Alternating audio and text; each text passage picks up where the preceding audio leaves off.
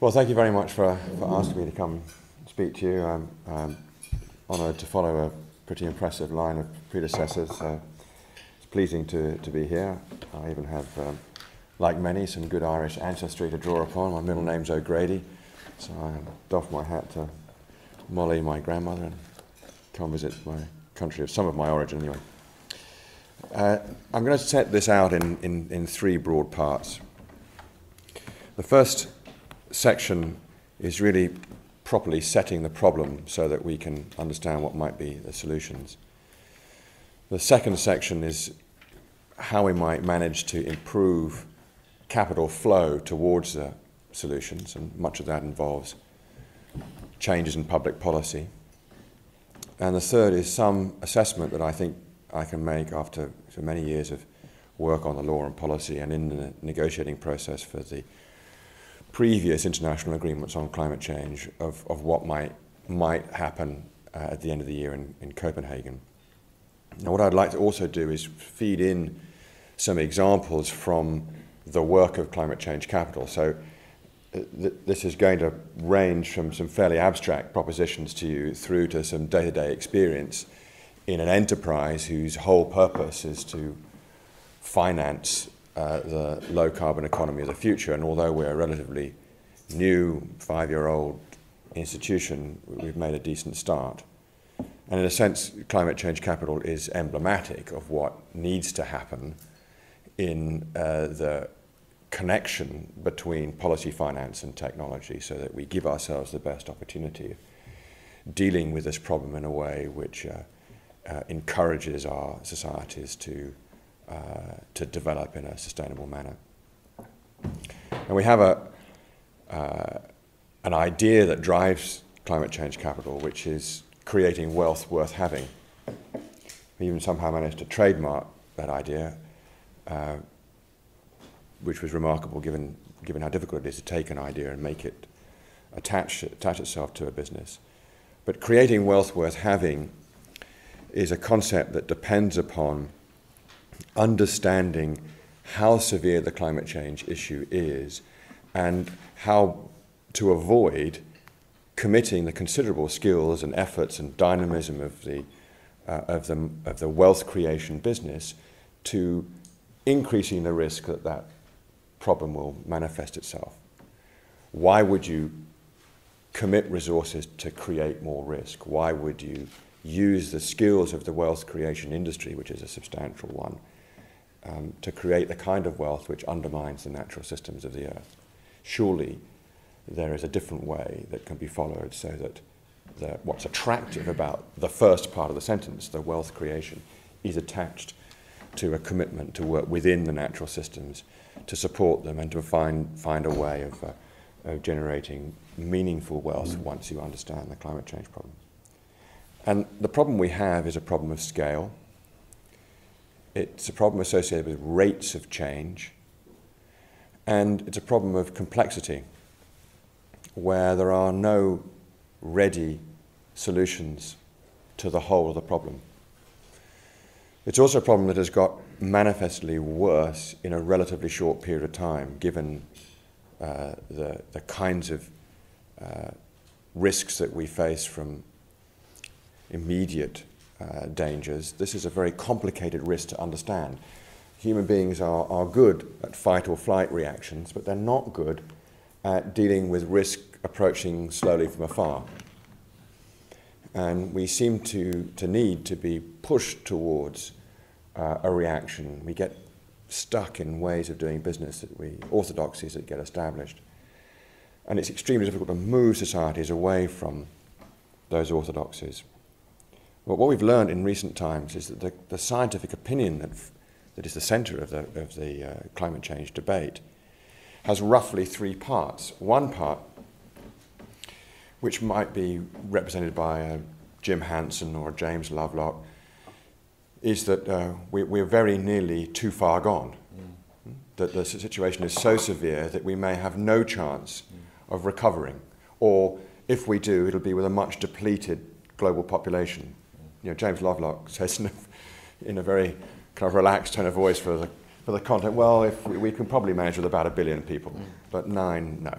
So if we contract, as human species contracts to about 1 billion, we'll probably cope then. Just, I guess it's okay if you're not in the remaining 7. But that is the way that opinion is. That opinion is based upon deep understanding of the risks associated with the runaway greenhouse gas effect. So when I first started working on this issue, especially when I helped to build this coalition of small island states in the negotiations, we stopped ourselves from making what we thought were alarmist statements about the science. We thought we would stick with things like sea level rise, which were quite well understood. We wouldn't talk about the feedback mechanisms. We wouldn't talk about permafrost melt. We wouldn't talk about the loss of reflective surfaces on the polar extremes. Those were a long way off, and so we would just emphasize what we knew very solidly today. And all of those things are happening. At the same time, the scientific community in those days had managed to attract investment in research, but hadn't produced a lot of data from it. This is 20-odd years ago. Well, we've got that now. So some of the people who have been longest in the scientific effort, who are right at the cutting edge of the science, are telling us that we have to reduce emissions down to around 350 parts per million, when we're at 399 or so and rising. That's a massive effort. And no government anywhere in the world is remotely close to addressing those targets. In the middle, that's one. If I crudely break the scientific community into 3 parts, that's one. In the center is the consensus. And that consensus is largely represented by the Intergovernmental Panel on Climate Change. That's hard-fought consensus. Think of any other field of scientific endeavor. If you opened the process up to all manner of opinion around the world with a lot of economic interests vested in one view versus another, where would you get to? What sort of agreement would you come to? What consensus could you form? I say this deliberately to be controversial. How would you go with evolutionary biology? Right? If you opened that science up to a global process where every point of view could be represented, and you would have a media coverage, you have the cameras on, and you'd have for and against sitting here. How certain would you be of the science? But that middle ground has settled on 450 parts per million as a target to aim at, as what, if you go back to the treaty language, that's their interpretation of safe levels to aim at our targets at. So given that we have to reduce emissions in order to stabilize concentrations in the atmosphere, that's the number the middle ground aims at. And then you have the other end, the third position, which is it's not really a serious problem, or if it is, we can manage to deal with it, and 550 parts per million and above will be the best we could do. And I've listened to people in the top end of energy industry who will tell you that 550 is impossible, and we will head steadily towards 1,000 and it'll be fine. So when you get to understand the science, before we get to the policy and investment response, think of IPCC as middle ground. Hard-driven, bargained consensus, which is extremely difficult to form in a discipline that works by disagreement. Science, that's how science works, by disagreement, not by consensus. And then that tells you what we've got to do from a public policy point of view. So we've got a scale problem, we've got severe risk, we've got risk of it being impossible to manage. Non-linear risk is not good risk to confront, but we haven't managed to absorb it into our cultures. We've ignored it, we've pushed it to the edges, even after many years of discussion about it. So in the middle section of my presentation to you, we know we've got to alter the rules of the game. The status quo is not a sensible way to proceed. Those risks are not worth running. And we need governments to intervene to realign interests.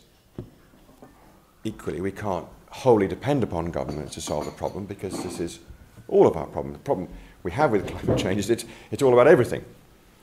There's really no facet of our lives that is in any way removed because it's a feature of our existence, emitting greenhouse gas emissions. So we can't pass this off to any particular section of our society.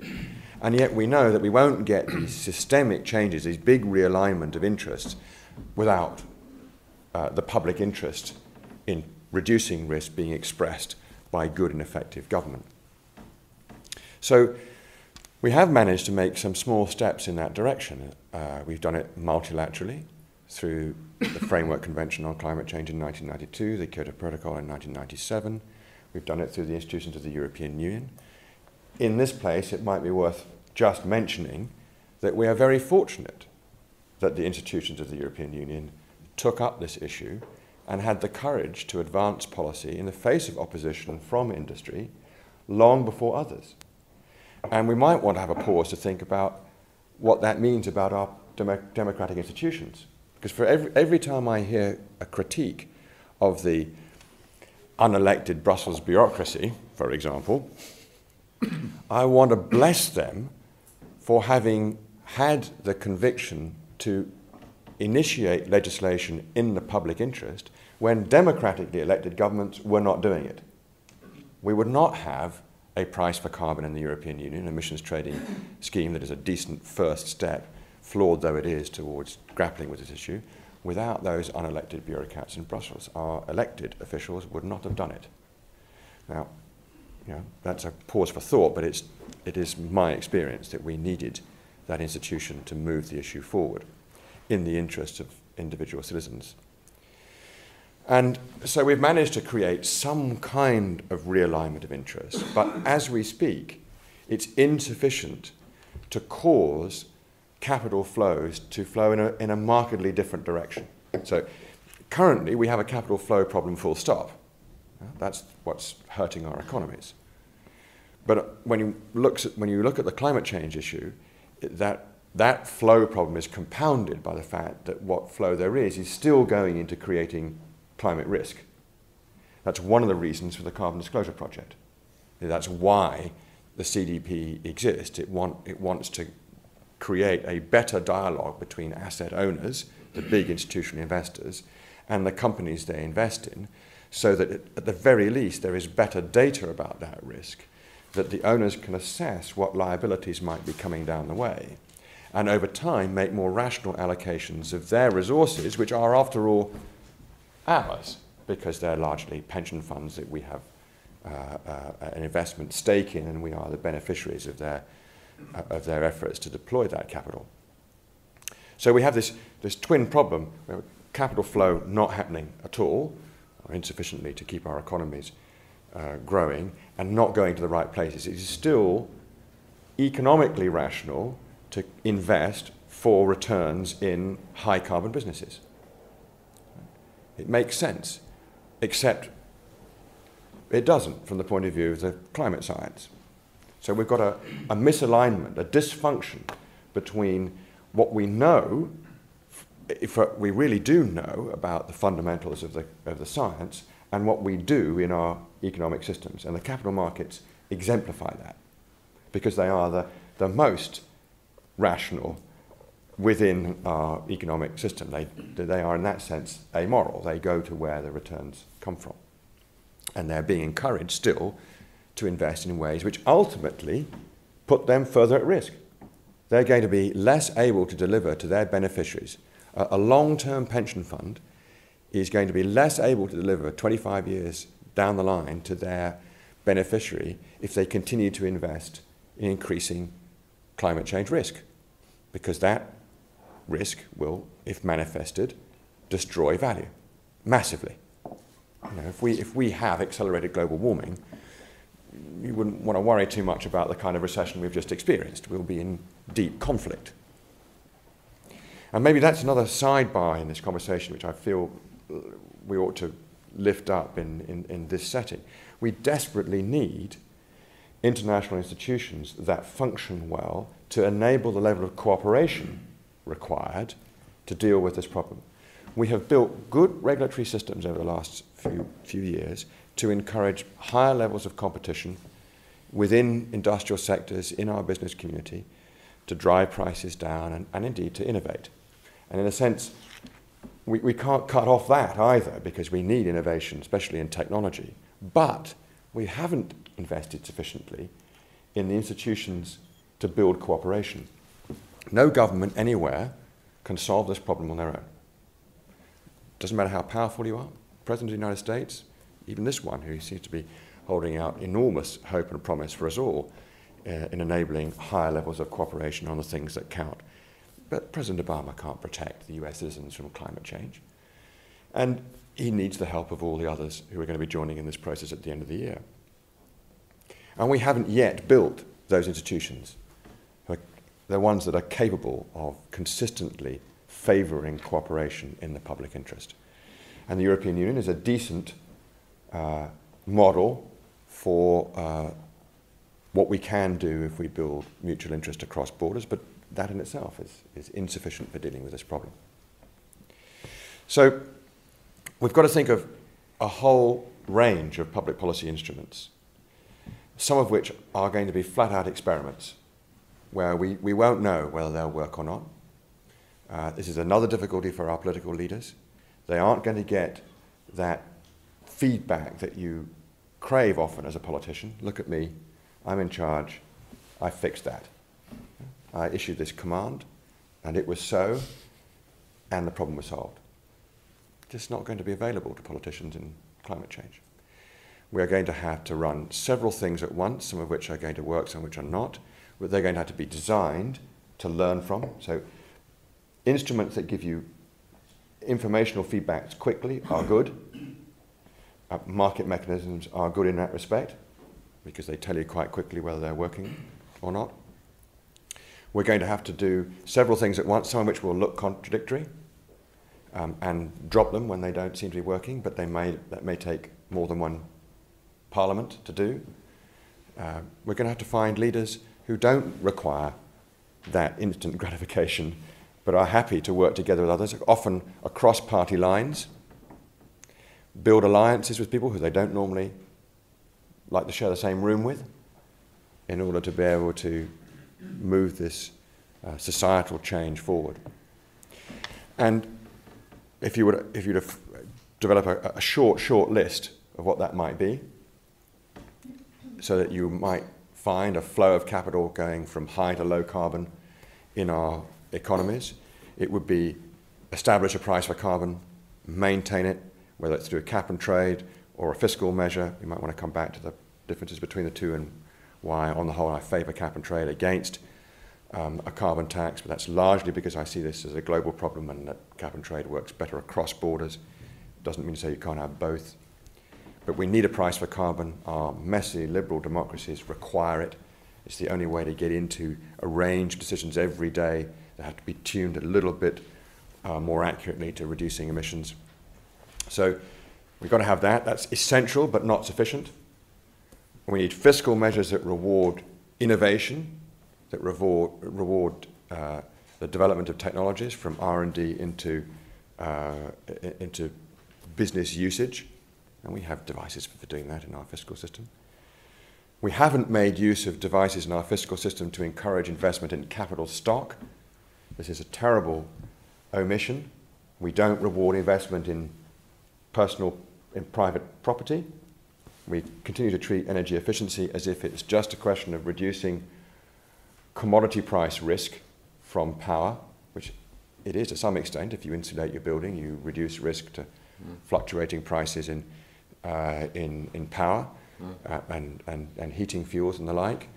But actually what we want is to reward people for investing in the capital stock, because if people do that, whether it's individuals or large volume house builders or indeed the state itself, then the improvement of the capital stock reduces the need for investment in power generation. And it protects the nation from the wider risk of fluctuations in commodity prices and the like. But we don't do that. We haven't used our fiscal system yet, for either it's capital gains tax or property taxes, to reward improvements in the capital stock. And you could make the same argument for land. Improvement in the capital stock, the patrimony of the nation, the soil quality of the nation. These things we haven't rewarded yet with our fiscal system, and we need to. And then there's a whole panoply of regulatory devices, each of which will be more or less useful depending on the particular culture that operates and the capacity to persuade and work with an electorate that still needs to be encouraged to make these changes rather than punished. This is a feature of the environment movement for many years. There's been rather too much condemnation of past failings and punishment for the sins of the past, and not enough encouragement that there is a change that can be made that is attractive, that life can be better having solved this problem. And in a sense, you need the entrepreneurial community to do, because they're good at that. They're essentially positive. Entrepreneurs are a positive lot. And although they come with risks, and they can be very positive about things that go horribly wrong, on the whole, that kind of vision of a life better having solved the problem is, I think, essential to make the transition. So let me finish up before engaging in questions with you, with how I think things might unfold in the rest of the year. This event at the end of the year, the Copenhagen Summit, is situated within an institution that's not going to go away. So whilst it's critical that we get agreement at the end of the year in order to maintain momentum, and momentum is everything, whether it's in politics or business or sport. It's just that feeling that you're making progress, that things are moving ahead, and that those who are against dealing with a problem don't have the satisfaction of keeping their foot on the brake. So we've got to get agreement. But the institutions within which that negotiating process is situated will carry on. So it isn't a binary event. So we sometimes exaggerate that event and the 2012 date that we will focus on. The Framework Convention on Climate Change doesn't have an end date. But we have at the moment dysfunctional negotiations, the legacy of the US having withdrawn and held up the rest of the world for many years, an appalling piece of leadership that has not advanced the interests of the US citizen. And so we have negotiators who are slowed up by having to have parallel negotiations. You have to have the Kyoto Protocol parties and the Framework Convention parties. You have to have negotiations with the US and without the US, and it's a terrible duplication of effort. And those who are in Bonn right now are suffering as a result of that. Now, in the end, that will be cleared away by the new President of the United States. There will be an agreement at the end of the year, and it will simplify things enormously. But that agreement is likely to be too heavily compromised to be sufficient to take back to a national government, or indeed a board of directors of somebody who's making investments either from their own balance sheet or through funds like the ones that we operate. It's going to be too general. It will set principles and parameters. I hope it will contain clear targets and timetables, but even that's not certain at this stage. It will maintain the institutions that we've got, but it will reform them so that the clean development mechanism, which we actively invest in, will be made bigger and simpler. There are all kinds of classic institutional legal issues that have to be resolved there, poor separation of powers between the executive board and the negotiators that we might want to talk about. But there's a lot of work to be done improving what is, and then in addition to that, there will be a raft of new incentives for clean energy investment, not least in the rapidly developing nations who are going to take on board not absolute targets, but trajectories, growth targets, relative targets. And in order to get this deal, we are going to have to separate out the larger developing countries from the rest. And then I hope, and I can't put it any higher than that, I hope you'll get a sensible bargain over the value of agricultural assets in the developing world to favour forested land, sustainably managed agricultural land. That's essential for the bargain because the least developed countries, especially sub-Saharan Africa and the tropical regions of the world, have nothing else to offer the solutions to climate change, and the bargain that will be struck, I'm confident, between, say, the US and China, can't obviously apply to sub-Saharan Africa or tropical Latin America.